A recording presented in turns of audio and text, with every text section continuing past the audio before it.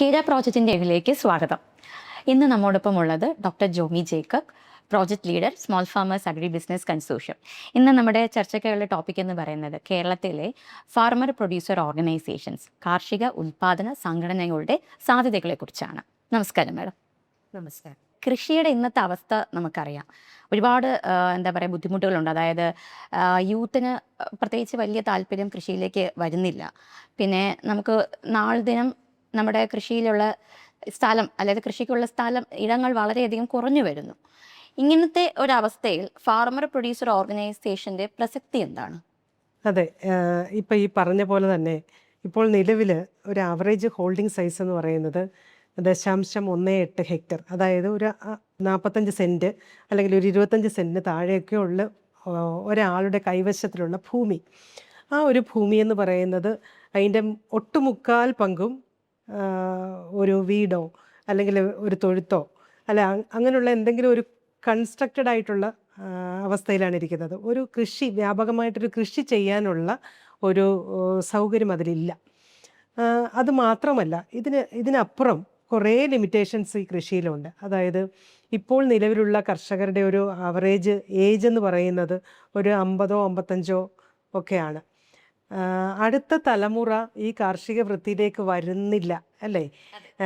കൂടുതൽ ആൾക്കാരും white collar jobs തേടി പോകുന്നു. കാർഷിക വൃത്തിയിലോട്ട് വരാനുള്ളൊരു സാധ്യത കുറഞ്ഞു വരുന്ന ഒരു അവസ്ഥയാണ്. അപ്പം അങ്ങനെ വരുമ്പോൾ ഇനി ഈ കൃഷി എങ്ങനെ മുന്നോട്ട് കൊണ്ടുപോകും എന്നുള്ളൊരു പ്രസക്തിയുണ്ട്. ആ ഒരു കാലഘട്ടത്തിലാണ്. അത് മാത്രമല്ല, ഒരു വീട്ടിലെ സ്ത്രീയുടെ അല്ല ആ ഒരു സ്ത്രീ വിചാരിക്കുക എനിക്ക് കൃഷി ചെയ്യണം എന്ന് വിചാരിച്ചാൽ പോലും 23% സ്ത്രീകൾക്ക് മാത്രമേ സ്വന്തം കൈവശത്തിൽ ഭൂമിയുള്ളൂ. ബാക്കിയെല്ലാം അവരുടെ കുടുംബനാഥൻ്റെയോ അല്ലെങ്കിൽ മുതിർന്നവരുടെയോ ഒക്കെ കൈകളിലാണ്. അപ്പോൾ അത്തരത്തിൽ ഫ്രീ ആയിട്ട് ഭൂമി കിട്ടാത്ത സാഹചര്യത്തിൽ ഈ കൃഷി മുന്നോട്ട് കൊണ്ടുപോകുന്നത് എങ്ങനെയെന്നുള്ള ഒരു ചോദ്യം വരും. ഈ ഒരു ലിമിറ്റേഷൻസ് എല്ലാം ഉള്ള ഒരു സാഹചര്യത്തിലാണ് കർഷക ഉൽപാദന സംഘടനകളുടെ പ്രസക്തി. അതായത് ഒരു ചെറിയ കർഷകന് അവനവൻ്റെ വീട്ടിലെ ആവശ്യത്തിന് പുറമേ ഉള്ള കൃഷി അല്ലെങ്കിൽ പുറമേ ഉള്ള ആ ഉൽപ്പന്നം പുറത്തേക്ക് കൊടുക്കാൻ കഴിയാത്ത ഒരവസ്ഥയിൽ നിലവിലുള്ള കർഷകരെല്ലാം കൂടെ സംഘടിച്ച് ആ കർഷക ഉൽപ്പാദന സംഘടനയായി രൂപീകരിച്ചു കഴിഞ്ഞാൽ അവരുടെ കൊച്ചു കൊച്ചു സ്ഥലങ്ങൾ ഒരുമിച്ച് കൊണ്ടുവന്ന് അല്ലെങ്കിൽ അവരുടെ കൈവശത്തിലുള്ള ഭൂമിയെ കൂടുതൽ ഉപയോഗപ്പെടുത്തി ആ ഉൽപ്പന്നങ്ങൾ കൂടെ കളക്ട് ചെയ്ത് കൊണ്ടുവന്ന് വിപണനം ചെയ്യുന്നതിലേക്ക് കൊണ്ടുവരാനായിട്ട് കഴിയും. അതായത് ഒറ്റയ്ക്ക് ഒരു കർഷകൻ ഒരിക്കലും ഒരു വിപണി തേടി പോവുക എന്ന് പറയുന്നത് വളരെയേറെ ചിലവുള്ളൊരു അവസ്ഥയാണ്. അപ്പോൾ ആ ചിലവുകൾ കുറയ്ക്കുവാനും അതുപോലെ വിപണി കണ്ടെത്തുന്നതിനും എല്ലാം കൂടുതലൊരു ഓപ്പർച്യൂണിറ്റി കിട്ടുന്നത് കർഷക ഉൽപ്പാദന സംഘടനകളിലൂടെയാണ്. അപ്പോൾ ഇത്തരം വന്നിരിക്കുന്നതായിട്ടുള്ള ലിമിറ്റേഷൻസിനെ ഓവർകം ചെയ്യാനായിട്ട് ഈ കർഷക ഉൽപ്പാദന സംഘടനകൾക്ക് കഴിയും. അതുകൊണ്ടാണ് കർഷക ഉൽപ്പാദന സംഘടനകൾ ഈ ഒരു കാലഘട്ടത്തിൻ്റെ പ്രസക്തി കൂടുതൽ കിട്ടുന്നത്. കർഷക സംരംഭകരാക്കി മാറ്റുന്നതിന് ഫാർമർ പ്രൊഡ്യൂസർ ഓർഗനൈസേഷൻ എന്ത് റോളാണ് വഹിക്കുന്നത്? അതെ, നമുക്കറിയാം. ഒരു ചെറിയ അല്ലെങ്കിൽ ഒരു കുറച്ച് ഉൽപ്പന്നം കൊണ്ട് നമുക്ക് ഒരിക്കലും ഒരു വലിയ രീതിയിലേക്ക്, ഒരു ബിസിനസ് രീതിയിലേക്കും വളർന്നു വരാനാകില്ല. അപ്പോൾ അത്തരം അവസ്ഥയിൽ ഓരോരുത്തരുടെയും കൈവശത്തിലുള്ള ചെറിയ ഉൽപ്പന്നങ്ങളെ കളക്ട് ചെയ്ത് കൊണ്ടുവന്ന് അതിനൊരു മൂല്യവർദ്ധിത ഉൽപ്പന്നങ്ങളാക്കി ഒരു പ്രോഡക്റ്റാക്കി അത് വിപണനം ചെയ്ത് അത് എക്സ്പോർട്ട് ചെയ്ത് അങ്ങനെ മുന്നോട്ട് കൊണ്ടുപോകണമെങ്കിൽ വലിയൊരു കൂട്ടായ്മ കൂടിയേ തീരൂ. അപ്പോൾ അത്തരം ഒരു കൂട്ടായ്മ വരുകയാണെങ്കിൽ, അങ്ങനൊരു കൂട്ടായ്മ രൂപീകരിക്കുകയാണെങ്കിൽ ആ കൂട്ടായ്മയ്ക്ക് ഒട്ടേറെ സേവനങ്ങൾ ഈ കർഷകർക്ക് വേണ്ടി ചെയ്യാനാകും. ഉൽപ്പന്നങ്ങൾ അല്ലെങ്കിൽ അതിൻ്റെ പ്രൊഡക്ഷൻ, ആ ഉൽപ്പന്നങ്ങൾ ഉണ്ടാക്കുന്നതിന് വേണ്ടുന്ന ഉൽപ്പന്ന ഉപാധികൾ കൊടുക്കാനായിട്ട് കഴിയും. അതായത് വിത്ത്, വളം, ബാക്കിയുള്ള ഉൽപ്പന്ന ഉപാധികളെല്ലാം ഈ കർഷകർക്ക് നൽകുവാനായിട്ട് ഈ സംഘടനയ്ക്ക് കഴിയും. അത് മാത്രമല്ല, ഉൽപ്പന്നം വന്ന് അതിൻ്റെ പ്രൊഡക്ഷനായി അല്ലെങ്കിൽ ഈ ഒരു കാര്യത്തിൽ വരുമ്പം ഇതിന് മെക്കനൈസേഷൻ വേണം, അല്ലെങ്കിൽ ഒരുമിച്ച് എന്തെങ്കിലും ഒരു കാര്യം അതിൻ്റെ ഹാർവസ്റ്റിങ്ങിലേക്ക് വരുമ്പോൾ ഈ കർഷക സംഘടനകൾക്ക് ഒരുമിച്ച് ആ കാര്യങ്ങൾ ഏറ്റെടുത്ത് ചെയ്യുവാനായിട്ട് കഴിയും. ഇപ്പോൾ ഏറ്റവും വളരെ ലിമിറ്റഡ് ആയിട്ടുള്ളൊരു സംഗതി എന്ന് പറയുന്നത് കർഷക തൊഴിലാളികളില്ല. അപ്പം ഓരോ വീട്ടിലും നമുക്ക് ജോലി ചെയ്യാൻ ആളില്ല, പുറമേ നിന്ന് ആളിനെ കൊണ്ടുവരേണ്ട ഒരു അവസ്ഥയാണ്. അപ്പോൾ ആ ഒരു അവസ്ഥയിൽ അത്തരം സേവനങ്ങൾ ഒരു അഗ്രോ സർവീസ് സെൻറ്റർ അങ്ങനെയൊക്കെ പ്രൊവൈഡ് ചെയ്യാനായിട്ട് ഈ കർഷക ഉൽപ്പാദന സംഘടനകൾക്ക് കഴിയും. അതുമാത്രമല്ല, ലോൺ എടുക്കുന്നതിന്, അതായത് ഒരു വലിയ സ്ഥലത്ത് കൊമേഴ്സ്യലായിട്ട് കൃഷി ചെയ്യണമെന്നുണ്ടെങ്കിൽ ആ കൃഷി മുന്നോട്ട് കൊണ്ടുപോകണമെങ്കിൽ വളരെയേറെ തുക മുതൽ മുടക്കുണ്ട്. അപ്പോൾ അതൊരു ബാങ്കിൽ നിന്ന് ലോൺ എടുക്കാനായിട്ട് ചിലപ്പോൾ ഒരു കർഷകന് മാത്രം കഴിഞ്ഞു എന്ന് വരില്ല. അതേസമയം ഒരു കർഷക ഉൽപ്പാദന സംഘടനയ്ക്ക് ആ ഫിനാൻഷ്യൽ സർവീസസ്, ആ ക്രെഡിറ്റ് കൊടുക്കുന്നതിന് കഴിയും. അങ്ങനെ ആ സേവനങ്ങൾ, അതായത് ഞാൻ നേരത്തെ പറഞ്ഞ പോലെ പ്രൊഡക്ഷൻ രീതിയിൽ ആ കർഷകരെ സഹായിക്കുന്നതിന്, ആ മെക്കനൈസേഷൻ കാര്യങ്ങൾക്ക് അഗ്രോ സർവീസ് സെൻറ്ററിന് ഫിനാൻഷ്യൽ സർവീസസ് കൊടുക്കുന്നത്, ഇൻപുട്ട് കൊടുക്കുന്നതിന്, പിന്നെ ഇതിൻ്റെ അഗ്രിഗേറ്റ് ചെയ്യുന്നതിന്, അതായത് മാർക്കറ്റിലേക്ക് ഈ ഉൽപ്പന്നങ്ങൾ ശേഖരിച്ചു കൊണ്ടുവന്ന് സംഭരിക്കുക, അതിൻ്റെ സംസ്കരണം ചെയ്യുക, ഇത്തരത്തിലുള്ള ഒട്ടേറെ സേവനങ്ങൾ ഈ കർഷക ഉൽപ്പാദന സംഘടനകൾക്ക് കർഷകർക്ക് ഗ്രൂപ്പിന്റെ ഒരു കൊടുക്കാനായിട്ട് പവറാണ് മാഡം പറയുന്നത്, ഇൻഡിവിജ്വൽ ആയിട്ട് അതെ നിൽക്കുന്നത് അതെ അതെ കാണാം. അതെ ഓക്കെ. അപ്പം മാഡം പറഞ്ഞിരുന്നു small farmers agribusiness consortium, അവിടെയാണ് മാഡം ജോലി ചെയ്യുന്നതെന്ന്. അതെ. അപ്പം അവിടെ എന്തൊക്കെ പദ്ധതികളാണ് കർഷകർക്ക് FPO രൂപീകരിക്കുന്നതിനും അവരുടെ സാധ്യതകൾ മെച്ചപ്പെടുത്തുന്നതിനും നൽകുന്നത്? ഞാൻ ജോലി ചെയ്യുന്നത് SFAC, അതായത് small farmers agribusiness consortium Kerala എന്ന കൃഷി വകുപ്പിൻ്റെ കീഴിലുള്ള ഒരു സഹോദര സ്ഥാപനമാണ്. ഈ സ്ഥാപനത്തിന് ഒട്ടേറെ, അതായത് കർഷകരെ സംരംഭകരാക്കി മാറ്റുന്നതിനുള്ള പദ്ധതികളുണ്ട്, MSME സ്കീംസുകളുണ്ട്. അതിന് പുറമെയാണ് ഇപ്പോൾ കേന്ദ്ര ഗവൺമെൻറ്റിൻ്റെയും സംസ്ഥാന ഗവൺമെൻറ്റിൻ്റെയും ധനസഹായത്തോടു കൂടി 50 പുതിയ കർഷക ഉൽപ്പാദന സംഘടനകൾ രൂപീകരിക്കുക എന്ന ഉദ്ദേശത്തോടു കൂടി നടപ്പിലാക്കുന്ന ഒരു പദ്ധതിയുണ്ട്. ഈ 50 പുതിയ കർഷക ഉൽപ്പാദന സംഘടനകൾ രൂപീകരിക്കുകയും അതുപോലെ മുൻപ് ഉണ്ടായിരുന്ന കർഷക ഉൽപ്പാദന സംഘടനകളെ ശാക്തീകരിക്കുന്നതിനുള്ള പരിപാടികളും SFAC വഴി നടപ്പിലാക്കി വരുന്നു. ഓക്കെ. അപ്പം MSME സ്കീം എന്ന് മാഡം പറയുകയുണ്ടായി, അതിൻ്റെ ഒരു പദ്ധതി എങ്ങനെയാണ്? അതായത് ഒരു കർഷകർ അവർക്ക് അവരുടെ ഉള്ളിലൊരു സ്വപ്നമുണ്ട്, എനിക്ക് ഈ രീതിയിൽ അല്ലെങ്കിൽ ഏതെങ്കിലും ഒരു അവരുടെ ലൊക്കാലിറ്റിയിലുള്ള പ്രൊഡക്ഷൻ കൂടുതലായിട്ടുള്ള ഏതെങ്കിലും ഒരു ക്രോപ്പ് ഉണ്ടെങ്കിൽ ആ ക്രോപ്പിൽ നിന്ന് ഒരു മൂല്യവർദ്ധിത ഉൽപ്പന്നം ഉണ്ടാക്കണം. ഇപ്പോൾ ഉദാഹരണത്തിന് വാഴയാകട്ടെ, അപ്പം ഏത്തയ്ക്ക കൊണ്ടുവന്ന് ഏത്തയ്ക്ക ചിപ്സ് ഉണ്ടാക്കുക. ഈ സാധാരണ ഉള്ള ഒരു മൂല്യവർദ്ധിത ഉൽപ്പന്നത്തിലുപരി ഒരു എക്സ്പോർട്ട് തലത്തിലോട്ട് ഒരു ബിസിനസ് രീതിയിലേക്ക് മുന്നോട്ട് വരാൻ തക്കവണ്ണം ആ കർഷകരെ പ്രാപ്തരാക്കുന്ന ഒരു രീതിയിലേക്ക്, ആ സ്വപ്നത്തിൽ അവർ കാണുന്ന ഒരു കാര്യത്തിലേക്ക്, ആ ഒരു സംരംഭകത്വത്തിലേക്കാണ് ആ ഒരു പദ്ധതി വരുന്നത്. അപ്പോൾ അദ്ദേഹം സ്വപ്നം കാണുന്നു, എനിക്ക് ഒരു വലിയ ഒരു സ്റ്റോറേജ് സംവിധാനം വേണം, ഒരുപാട് മെഷീനറീസ് മേടിക്കണം, ഒരു ബിൽഡിംഗ് കൺസ്ട്രക്റ്റ് ചെയ്യണം, അതിനകത്ത് ഇത് വെക്കണം, എനിക്ക് കുറച്ച് ടെക്നോളജി സാങ്കേതിക അറിവുകൾ നേടണം, പരിശീലനം നേടണം. ഇതെല്ലാം നേടി എനിക്ക് വലിയൊരു സംരംഭകയാകണം അല്ലെങ്കിൽ സംരംഭകനാകണം എന്നുള്ളൊരു സ്വപ്നം അവരുടെ ഉള്ളിലുണ്ട്. പക്ഷേ അത് യാഥാർത്ഥ്യമാകണമെങ്കിൽ കുറച്ച് സാമ്പത്തിക പ്രതിസന്ധി വരാം. അപ്പോൾ ബാങ്കിൽ നിന്ന് ലോൺ അവൈൽ ചെയ്യണം. അപ്പോൾ ലോൺ അവൈൽ ചെയ്ത് കഴിഞ്ഞാൽ അത് കൃത്യസമയത്ത് തിരിച്ചടയ്ക്കണം. ഇതിന് ഈ ഒരു സംരംഭം തുടങ്ങി അതിൽ നിന്നൊരു വരുമാനം കിട്ടി ഒരു ബ്രേക്ക് ഈവൻ ആയി ഈ ലോൺ അടയ്ക്കുന്നത് വരെ അവർക്കുള്ളിലൊരു ആധി ഉണ്ടാവും. അപ്പോൾ അങ്ങനെ സംരംഭകരാകാൻ ഉള്ളിൽ സ്വപ്നങ്ങൾ നെയ്തെടുക്കുന്ന ആൾക്കാരെ സഹായിക്കുക, ഒരു കൈത്താങ്ങൽ നൽകുക എന്നുള്ളതാണ് ഈ ഒരു പദ്ധതിയിലൂടെ ചെയ്യുന്നത്. ധനസഹായം എങ്ങനെയാണ്? അത് കെട്ടിടത്തിനാകാം, മെഷീനറീസിന് കൊടുക്കാം, പാക്കേജിംഗ് സംവിധാനങ്ങൾക്ക് കൊടുക്കാം, സാങ്കേതിക അറിവുകൾ ഏതെങ്കിലും ഗവൺമെൻറ് അംഗീകൃത സ്ഥാപനങ്ങളിൽ നിന്ന് കരസ്ഥമാക്കുന്നതിന് കൊടുക്കാം, പരിശീലനങ്ങൾക്ക് കൊടുക്കാം. ഇത്തരത്തിൽ പല ഘടകങ്ങൾക്ക് ധനസഹായം കൊടുത്തുകൊണ്ടാണ് ഈ പദ്ധതി മുന്നോട്ട് പോകുന്നത്. എത്ര രൂപ വരെ ധനസഹായം നൽകാവുന്നതാണ് ഈ പദ്ധതി? ഈ പദ്ധതി എന്ന് പറയുന്നത് നിലവിൽ ലുള്ള ഗൈഡ് ലൈൻസ് പ്രകാരം ഒരു 10 ലക്ഷം മുതൽ 25 ലക്ഷം വരെ മുതൽ മുടക്കുള്ള ഒരു ചെറിയ സംരംഭത്തിന്, അതായത് മൈക്രോ സംരംഭത്തിന് 10 ലക്ഷം വരെ ഗ്രാൻഡായിട്ട് കൊടുക്കാം. എന്നാൽ 25 ലക്ഷം മുതൽ 1 കോടി വരെ മുതൽ മുടക്കുള്ള സംരംഭങ്ങൾക്ക്, സ്മോൾ എൻ്റർപ്രൈസസിന് 25 ലക്ഷം വരെ ധനസഹായം കൊടുക്കാം. അതുപോലെ തന്നെ 1 കോടി മുതൽ 5 കോടി വരെ മുതൽ മുടക്കുള്ള സംരംഭങ്ങൾക്ക് 50 ലക്ഷം വരെ മാക്സിമം ധനസഹായം കൊടുക്കുന്ന ഒരു പദ്ധതിയാണ് ഇതിനകത്തുള്ളത്. വ്യക്തികൾക്കോ ഗ്രൂപ്പുകൾക്കോ നൽകാവുന്നതാണ്. അതെ, ഇത് വ്യക്തികൾക്ക് കൊടുക്കാം, ഗ്രൂപ്പുകൾക്ക് കൊടുക്കാം, അതുപോലെ തന്നെ കർഷക ഉൽപാദന സംഘടനകൾക്ക് കൊടുക്കാം. അങ്ങനെ വിവിധ മേഖലയിൽ ഈ വാല്യൂ അഡീഷനായിട്ട് ബന്ധപ്പെട്ട് ഫുഡ് പ്രോസസ്സിങ്ങുമായിട്ട് ബന്ധപ്പെട്ട് നിൽക്കുന്നവർക്കാണ് ഈ സംരംഭം. FPOകൾക്കും ഇതൊരു അവസരം തന്നെയാണ്. അതെ, FPOകൾക്കും ഇത് കൊടുക്കാം. അവസരമാണ്. ഓക്കെ. FPCകൾ കേരയുടെ ഉൽപാദന സഖ്യം എന്ന മാതൃക എന്തിനു തിരഞ്ഞെടുക്കണം? ഈ കേരയുടെ പഠനം വന്ന സമയത്ത് കേരളത്തിലുള്ള നിലവിലുള്ള FPCകളുടെ വിവിധ വശങ്ങളെക്കുറിച്ചൊരു പഠനം നടത്തുകയുണ്ടായി. അതായത് FPCകൾ എങ്ങനെയാണ് ഇത് ഉണ്ടായിരിക്കുന്നത്, ഏതെങ്കിലും സ്ഥാപനങ്ങളുടെ അല്ലെങ്കിൽ ഏതെങ്കിലും ഇൻസ്റ്റിറ്റ്യൂഷൻസിൻ്റെ സപ്പോർട്ട്, ധനസഹായം ഇവർക്ക് കിട്ടിയിട്ടുണ്ടോ, എത്ര ബോർഡ് ഓഫ് ഡയറക്ടേഴ്സ് ഇതിനകത്തുണ്ട്, എന്തൊക്കെ ബിസിനസ് ആക്ടിവിറ്റീസാണ് ഇവർ ചെയ്യുന്നത്, ഇവർക്ക് എത്ര ടേൺ ഓവർ ഉണ്ട്, ഇതിനകത്ത് സ്ത്രീകളുടെ പ്രാതിനിധ്യം, ഈ ബോർഡ് ഓഫ് ഡയറക്ടേഴ്സിൽ സ്ത്രീകളുടെ പ്രാതിനിധ്യം, ഇങ്ങനെയുള്ള ഒട്ടേറെ ഘടകങ്ങൾ വെച്ച് ഒരു പഠനം നടത്തുകയുണ്ടായി. ആ പഠനത്തിൻ്റെ വെളിച്ചത്തിലാണ് മുന്നോട്ടുള്ളൊരു യാത്ര. ഈ 245 FPOകളെ കുറിച്ച് പഠിച്ചപ്പോൾ ഏകദേശം 93% FPOകളും കമ്പനീസ് ആക്ട് പ്രകാരം രജിസ്റ്റർ ചെയ്തിട്ടുണ്ട്.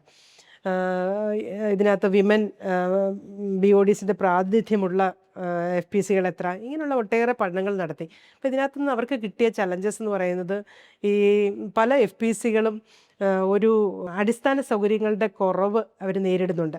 അത് ഓഫീസ് ബിൽഡിങ്ങിലായാലും അവരുടെ പ്രോസസ്സിങ് ഒരു മെഷീനറീസൊക്കെ വെക്കണമെന്നുണ്ടെങ്കിൽ നല്ലൊരു സൗകര്യം അവർക്ക് വേണം. അപ്പോൾ അത്തരം അടിസ്ഥാന സൗകര്യങ്ങൾ ഈ FPCകൾക്ക് ഇല്ലാത്ത ഒരവസ്ഥ നേരിടുന്നുണ്ട്. അതുമാത്രമല്ല, ഈ വിപണന ശൃംഖല, അതായത് അവർ FPCകൾ അവരെ ഉൽപ്പന്നങ്ങൾ പ്രൊഡ്യൂസ് ചെയ്ത് അല്ലെങ്കിൽ ഒരു സൗകര്യം ഒരുക്കി ഒരു സംസ്കരണം നടത്തി ഒരു ഉൽപ്പന്നം ഉണ്ടാക്കിയെന്ന് തന്നെ ഇരിക്കട്ടെ, ആ ഉൽപ്പന്നങ്ങൾ വിപണനം ചെയ്യുന്നതിന് അവർ ബുദ്ധിമുട്ട് നേരിടുന്നുണ്ട്. അപ്പോൾ അത്തരം ബുദ്ധിമുട്ടുകളെ ഓവർകം ചെയ്യണം. പിന്നെ അതുമാത്രമല്ല, ലോൺ കിട്ടാനുള്ള ഒരു പ്രതിസന്ധി. ഈ BODസിൻ്റെ ആർക്കെങ്കിലും സിബിൽ സ്കോർ കുറവാണെങ്കിൽ ആ FPCക്ക് ലോൺ കിട്ടാത്ത അവസ്ഥയുണ്ട്. അങ്ങനെ ക്രെഡിറ്റ് കിട്ടുന്നതിന് ബുദ്ധിമുട്ടുണ്ട്. അപ്പോൾ ആ ക്രെഡിറ്റ് കിട്ടാത്ത അവസ്ഥ കൊണ്ട് മുന്നോട്ട് പോകാൻ അവർക്ക് പറ്റാത്ത ഒരവസ്ഥ, സ്ത്രീകളുടെ പ്രാതിനിധ്യം കുറവായിട്ടുള്ളൊരവസ്ഥ.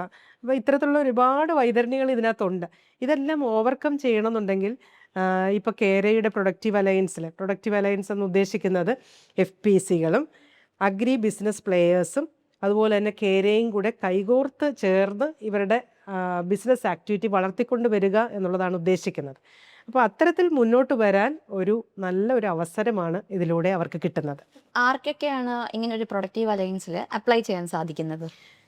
പ്രൊഡക്റ്റീവ് അലയൻസിൽ അപേക്ഷിക്കാനായിട്ട് കർഷകർക്ക് വരാം, കർഷക സംഘടനകൾക്ക് വരാം, അത് കർഷക FPOകൾക്ക്, FPCകൾക്ക്, ഈ ബിസിനസ് ആക്ടിവിറ്റീസിൽ ഉൾക്കൊള്ളുന്ന എല്ലാ സംരംഭകർക്കും ഇതിനകത്തേക്ക് മുന്നോട്ട് വരാം. ഇപ്പം നമ്മുടെ കൃഷി വകുപ്പിൽ ഇപ്പം ഒരുപാട് സ്കീമുകളുണ്ട് കർഷകരുടെ ക്ഷേമത്തിനായിട്ട്. നമ്മുടെ ഈ പ്രൊഡക്റ്റീവ് അലയൻസ് എന്ന പദ്ധതിയിലൂടെ ഇപ്പം FPCകൾ എന്തിനു തിരഞ്ഞെടുക്കണമെന്ന് മാഡം പറഞ്ഞു. അപ്പം ഈ കാർഷിക ഉൽപ്പാദന സഖ്യത്തിൽ FPCകൾ വന്നു, അതിനുശേഷം ഉണ്ടാകുന്ന നമ്മുടെ കാർഷിക രംഗത്തെ മാറ്റം എങ്ങനെയാണ് നോക്കിക്കാണുന്നത്? എന്തായിരിക്കാം ആ മാറ്റം? അല്ല, അതാ ഞാൻ നേരത്തെ പറഞ്ഞ കർഷക ഉൽപ്പാദനം. ഇപ്പോൾ ഒരാൾ ഒറ്റയ്ക്ക് ഒരു 50 ചാക്ക് ചുമട് ഒരു ബാഗ് ചുമലിൽ വെച്ചുകൊണ്ട് പോകുന്നൊരവസ്ഥ ആലോചിച്ച് നോക്കുക. അതേസമയം ഒരു 5 പേർ വന്ന് ആ ചാക്കിനൊരു സപ്പോർട്ട് കൊടുത്തു കഴിഞ്ഞാൽ എത്രമാത്രം ലൈറ്റായിട്ട് അത് കൊണ്ടുപോകാനായിട്ട് കഴിയും. അതേ അവസ്ഥ തന്നെയാണ് ഒറ്റയ്ക്കൊരു കർഷകൻ ഒരു ബിസിനസ്സിലേക്ക് എടുത്തു ചാടുന്നതും ഈ ഒരുമിച്ച് ചേടുന്നതും. കാരണം എല്ലാത്തിനും ഒരു ഉത്തരവാദിത്വം, ഒരു കൂട്ടുത്തരവാദിത്വം ഇവർക്കുണ്ട്. അത് പ്രൊഡക്ഷൻ സൈഡിലുൾപ്പെടെ പ്രോസസ്സിങ് സൈഡിലും അതുപോലെ തന്നെ വിപണനത്തിലും എക്സ്പോർട്ട് ചെയ്യുന്നതിലും എല്ലാത്തിലും ആ ഒരു കൂട്ടുത്തരവാദിത്വമാണ് ഉള്ളത്. അപ്പോൾ ഒരു കർഷകൻ ഒറ്റയ്ക്ക് ചെയ്യുന്ന ഒരു ബിസിനസ് ആക്ടിവിറ്റി ഒരുമിച്ച് ചെയ്യുമ്പോൾ കിട്ടുന്ന ഒരു ആനന്ദം, കാര്യക്ഷമത വളരെ കൂടുതൽ പറയാതിരിക്കാൻ പറ്റില്ല. ഇപ്പം ഈ പറയുന്ന സപ്ലൈ ചെയിൻ മാനേജ്മെന്റോ ലോജിസ്റ്റിക്സ് പ്രോസസ്സിങ് അതിലൊക്കെ എന്ത് മാറ്റങ്ങൾ ഉണ്ടാവാൻ സാധ്യതയുണ്ട് ഇങ്ങനെ ഒരു കൂട്ട് സംരംഭത്തിലേക്ക് കർഷകർ മുന്നിട്ടിറങ്ങും? അതായത് ഈ ഒരു പ്രോഡക്റ്റ് എക്സ്പോർട്ട് ലൈസൻസിലോട്ടൊക്കെ പോകുമ്പോൾ ഒട്ടേറെ കടമ്പകൾ കടക്കാനുണ്ട്. അപ്പോൾ അതിൻ്റെയൊക്കെ ഒരു സ്റ്റാൻഡർഡൈസേഷൻ അല്ലെങ്കിൽ ആ ഒരു രീതിയിലുള്ളൊരു അവയർനെസ് ഈ ഉൽപ്പാദന സഖ്യങ്ങളിലൂടെ അല്ലെങ്കിൽ ഈ ഒരു അലയൻസിലൂടെ അവർക്ക് കിട്ടുന്നു. അപ്പോൾ അങ്ങനെ കിട്ടുമ്പോഴേക്കും ഇവരുടെ ബിസിനസ് ആക്ടിവിറ്റീസ് വർദ്ധിക്കുവാനും തന്മൂലം ടേൺ ഓവർ വളരെ കൂടുവാനുള്ളൊരു സാധ്യത ഇതിനകത്തുണ്ട്. അപ്പോൾ ആ കർഷകന് തന്നെയാണ് അൾട്ടിമേറ്റ്ലി അതിൻ്റെ ഒരു വരുമാനം കിട്ടുന്നത്. ഈ പറയുന്ന ഡബ്ലിംഗ് ഫാമേഴ്സ് ഇൻകം എന്നൊരു തീം എടുത്താലും അതിനും വളരെയധികം ചേരുന്ന ഒരു ഇത് തന്നെയാണ് ഈ പ്രൊഡക്റ്റീവ് അതെ, അലയൻസ് എന്നാണ് എല്ലാ രീതിയിലും ഇതിൻ്റെ വളർച്ചയിലും തളർച്ചയിലും ആ കൂട്ടുത്തരവാദിത്തമുണ്ട്. അപ്പോൾ അതുകൊണ്ട് തളരാതെ മുന്നോട്ട് പോകണമെങ്കിൽ ഒരുമിച്ച് ആ ഒരു രീതിയിലേക്ക് നിയമപരമായ രീതിയിൽ നേരിടാനുള്ള ഒരു അവസരമാണിത്. ഈ പറയുന്ന കാർഷിക ഉൽപാദന സഖ്യം പ്രൊഡക്റ്റീവ് അലയൻസ് എന്ന് പറയുന്നത്, കേരളയുടെ പ്രൊഡക്റ്റീവ് അലയൻസ് ഈ കേരളത്തിലെ FPOകളുടെ വളർച്ചയ്ക്ക് മറ്റൊരു ഘട്ടമാണ് എന്ന് വിശ്വസിക്കുന്നു. ആ, ഒരു സംശയവുമില്ല. കാരണം ഒരു കർഷകൻ ഒറ്റയ്ക്ക് നിൽക്കുന്നതിനേക്കാളും ഉൽപാദന സംഘടനകളാകാം.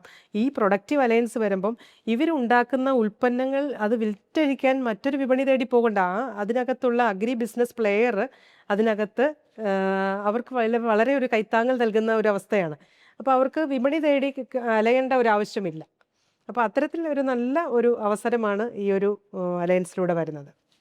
മാഡം, കർഷക ഉൽപാദന സംഘടനകളുടെ നിയമസാധ്യതകളെ പറ്റി ഒന്ന് പറയപ്പം. എങ്ങനെയാണ് അവർ കമ്പനീസ് ആക്ട് പ്രകാരമാണോ മറ്റേതെങ്കിലും ആക്ട് പ്രകാരമാണോ രജിസ്റ്റർ ചെയ്യേണ്ടത്? അവർക്ക് അതുമൂലം കിട്ടുന്ന ആനുകൂല്യങ്ങൾ എന്തൊക്കെയാണ്? അതായത് ഒരു ഈ FPO എന്ന് പറയുന്നത് കമ്പനീസ് ആക്ട് പ്രകാരമോ അതല്ലെങ്കിൽ സൊസൈറ്റീസ് ആക്ട് പ്രകാരമോ കോപ്പറേറ്റീവ് സൊസൈറ്റീസ് ആക്ട് പ്രകാരമോ രജിസ്റ്റർ ചെയ്യാം. പല രീതിയിൽ രജിസ്റ്റർ ചെയ്യാം. അപ്പോൾ ഇതിനകത്ത് ഈ കമ്പനീസ് ആക്ട് പ്രകാരം രജിസ്റ്റർ ചെയ്താലുള്ളൊരു ഒരു ഗുണം എന്ന് പറയുന്നത് ഈ കർഷക ഉൽപാദന സംഘടനകൾ നാളെ ഒരു സമയത്ത് നല്ല ലാഭവിഹിതം തേടുകയാണെങ്കിൽ അവർക്ക് ഈ ലാഭവിഹിതം ഈ കർഷകർക്ക് കിട്ടാനുള്ളൊരു നിയമപരമായിട്ടൊരു അവസരമാണ് ഇതിനകത്തുള്ളത്. ഈ ഒരു പ്രൊഡക്റ്റീവ് അലയൻസ് വന്നു കഴിയുമ്പോൾ വലിയ രീതിയിൽ ഒരു കർഷകൻ ഇപ്പം എനിക്ക് ശേഷം ആര് എന്നുള്ളൊരു ചിന്ത ഒരു കർഷകന് വന്നുകൂടായികയില്ല. യൂഷ്വലി ഇപ്പം ഞാൻ കൃഷി ചെയ്ത് കൊണ്ടുവരുന്നു, പക്ഷേ എൻ്റെ ഒരു കാലശേഷം ആരിത് മുന്നോട്ട് കൊണ്ടുപോകും എന്നുള്ളൊരു ചിന്ത എല്ലാവർക്കും ഉണ്ട്. അപ്പം അങ്ങനെ വരാതെ കർഷക ഉൽപാദന സംഘടന എന്ന് പറഞ്ഞാൽ ഒരു കൂട്ടം ആൾക്കാരുണ്ട്. ഒരു നിയമപരമായിട്ട് ആ സ്ഥാപനം മുന്നോട്ട് പോകുമ്പോൾ ഇതൊരു സ്ഥാപിതമായിട്ടുള്ള ചട്ടങ്ങളിലൂടെ മുന്നോട്ട് പോകുമ്പോൾ അത് തുടർന്നും നടക്കും എന്നുള്ളൊരു അവസ്ഥ അതിനുണ്ട്. അപ്പോൾ ആ രീതിയിലേക്ക് അത് മുന്നോട്ട് പോവുകയും അത് വളർച്ചയുടെ പാതയിലേക്ക് മുന്നോട്ട് പോകാനുള്ളൊരു ഒരു അവസ്ഥ കൂടുതലാണ്, ഒരു അവസരം കൂടുതലാണ്. അപ്പം അത്തരത്തിൽ മുന്നോട്ട് വന്നിട്ട് വലിയ വലിയ നേട്ടങ്ങൾ കൈവരിക്കാനായിട്ട് കഴിയും. ഇപ്പം നമ്മൾ ഫാർമർ പ്രൊഡ്യൂസർ ഓർഗനൈസേഷൻസ് നമുക്കൊരു പുതിയ തീമല്ല, വളരെ മുന്നേ ഒരു കുറച്ച് വർഷങ്ങൾക്ക് മുന്നേ തന്നെ ഡെഫിനറ്റ്ലി കുറേ ഫാർമർ പ്രൊഡ്യൂസർ ഓർഗനൈസേഷനുകൾ കേരളത്തിൽ രൂപീകരിക്കപ്പെട്ടിട്ടുണ്ട്, ഇന്നും രൂപീകരിക്കപ്പെടുന്നുണ്ട്. പക്ഷേ എല്ലാം വളർച്ചയിലേക്ക് തന്നെയാണോ മാഡം പോകുന്നത്? അല്ല, അതിനകത്ത് തർക്കങ്ങളുണ്ടാവാം. അതായത് എല്ലാ കർഷക ഉൽപാദന സംഘടനകളും ഒരേപോലെ മുന്നോട്ട് പോകണമെന്നില്ല. പക്ഷേ നമുക്കറിയാം കുറേ വർഷങ്ങൾക്ക് മുമ്പ് പല സ്ഥാപനങ്ങൾ തുടങ്ങിയ സംഘടനകളുണ്ട്. ആ സംഘടനകൾ ഇപ്പം നമ്മൾ നോക്കുവാണെങ്കിൽ അതിന് മുന്നോട്ട് പോകാനാകാത്ത അവസ്ഥയിലൂടെ കടന്നു പോകുന്നതുണ്ട്. അത് നേരത്തെ പറഞ്ഞ പോലെ പല അവസ്ഥകൾ കാണാം. അതായത് ഒന്ന് സംഘടനാപരമായിട്ട് ഈ ബോർഡ് ഓഫ് ഡയറക്ടേഴ്സ് ചുക്കാൻ പിടിച്ചുകൊണ്ട് മുന്നോട്ട് പോകാനായിട്ടൊരു കൂട്ടം ആൾക്കാർ വേണം. അത്തരത്തിലുള്ള ആൾക്കാരുടെ അഭാവം ചിലപ്പോൾ അതിനെ പ്രതിസന്ധിയിലാക്കിയേക്കാം. അത് മാത്രമല്ലല്ലോ, ക്രെഡിറ്റ്, അതായത് അവർക്ക് ഒരു പ്രവർത്തന മൂലധനം ആവശ്യമുണ്ട്. മുന്നോട്ടൊരു ബിസിനസ് ആക്ടിവിറ്റി പോകണമെന്നുണ്ടെങ്കിൽ ഒരു വർക്കിംഗ് ക്യാപിറ്റൽ വേണം.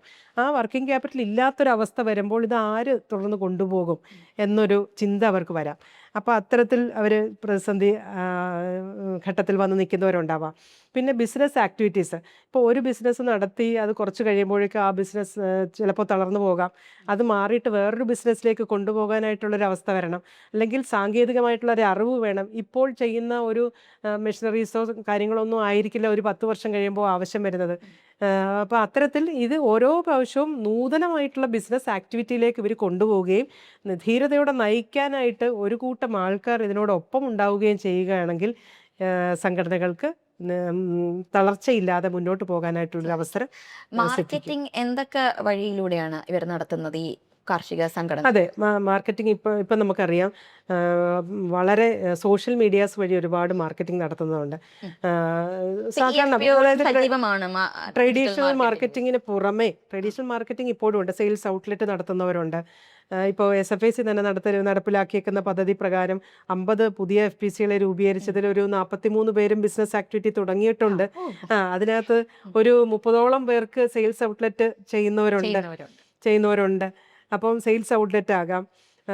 അതല്ലാതെ സോഷ്യൽ മീഡിയ വഴി ഇപ്പോൾ ഇൻസ്റ്റ വഴി അല്ലെങ്കിൽ ആമസോൺ ലിങ്ക് ചെയ്തിട്ട് കൊണ്ടുപോവുക, എക്സ്പോർട്ട് ആക്ടിവിറ്റീസ് ചെയ്യുക, ഇത്തരത്തിലുള്ള ഒട്ടേറെ sales രീതിയിൽ നടത്തുന്നുണ്ട്. സെയിൽസ് നടത്താൻ വിപണനം ചെയ്യാനായിട്ടുള്ള അവസരമുണ്ട്. ഇപ്പോൾ തുടക്കം തൊട്ടേ നമ്മൾ പറയുന്നുണ്ടായിരുന്നു പുതിയ തലമുറയ്ക്ക് കൃഷിയോട് വലിയ താല്പര്യമില്ല എന്ന്. അപ്പോൾ അതുകൊണ്ട് തന്നെ ചോദിക്കുകയാണ്, ഈ കേരയുടെ പ്രൊഡക്റ്റീവ് അലയൻസ് നമ്മുടെ യൂത്തിനെ അല്ലെങ്കിൽ പുതിയ തലമുറയെ കൃഷിയിലേക്ക് തിരിച്ചു കൊണ്ടുവരാൻ, അവരെ അട്രാക്ട് ചെയ്യാൻ പറ്റുന്ന ഒരു ഐഡിയ ആയിട്ട് തോന്നുന്നുണ്ടോ? ആ ചോദ്യം വളരെ പ്രസക്തമാണ് ഇപ്പോഴത്തെ കാലഘട്ടത്തിൽ. കാരണം ഒരു കർഷകൻ എന്ന് പറയുമ്പോൾ നമ്മുടെ മനസ്സിൽ കാണുന്നത് എന്താ, പാടത്തും പറമ്പിലും ഒക്കെ ജോലി ചെയ്ത് ചേറൊക്കെ പുരണ്ട് വരുന്ന ഒരു കർഷകനെയാണ്. അപ്പോൾ ആ ഒരു ചിത്രത്തിൽ നിന്ന് മാറി ഒരു ബിസിനസ് നടത്തുന്ന ഒരു ഓൺട്രപ്രണറായിട്ട് വരിക, ഒരു സംരംഭകരായി വരുന്ന ഒരു തലമുറ എന്ന് പറയുന്നത് വളരെ പ്രസക്തിയുള്ളതാണ്. അപ്പം ആ കർഷകൻ്റെ ആ ഒരു ചിന്താഗതി തന്നെ മാറ്റിമറിക്കുന്ന ഒരു രീതിയാണ് ഇവിടെ നമ്മൾ കൊണ്ടുവരുന്നത്. അതായത് ഒരു പുതുതലമുറയ്ക്ക് ഏറ്റവും അട്രാക്റ്റീവായിട്ട് കൃഷിയിലേക്ക്, അല്ലെങ്കിൽ ഒരു കൃഷിയുടെ സംരംഭകനാവുക, ഒരു ബിസിനസ്സുകാരനാവുക എന്നുള്ള ഒരു മാർഗത്തിലേക്കാണ് ഈ ഒരു FPOകളെയും പ്രൊഡക്റ്റീവ് അലയൻസിനെയും കൊണ്ടുവരുന്നത്. അപ്പോൾ അത് വളരെ പ്രസക്തമായിട്ടുള്ളൊരു കാര്യമാണ്. ശരി മാഡം, നന്ദി.